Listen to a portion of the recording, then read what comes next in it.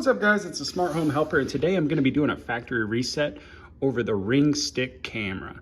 So first things first is you're going to want to make sure that it has power, which this one does. We've taken the battery out, we've put it back in, and it has worked, and we've seen it flash.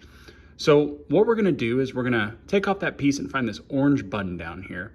This orange button, and here you go, you can see the power on. This orange button we're going to hold for 10 seconds to factory reset it.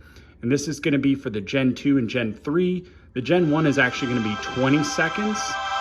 So there you go, it's turning on. We'll go ahead and hold that button there to start the factory reset process. We'll start counting 2, 3, 4, 5, 6, 7, 8, 9, and 10. And we'll go ahead and let go. Whoops, I wasn't clicking it. There you go. 1, 2, 3, 4, 5, 6, 7, 8, 9, 10, and we'll let go, and there you go. It'll start the factory reset process there. You can hear it making that sound, and then it's gonna blink here for probably about 2 to 3 more minutes, and the factory reset will process. So I'm kind of glad I made a mistake there. You wanna hear that clicking button when you push down. When you release, you actually won't hear the button.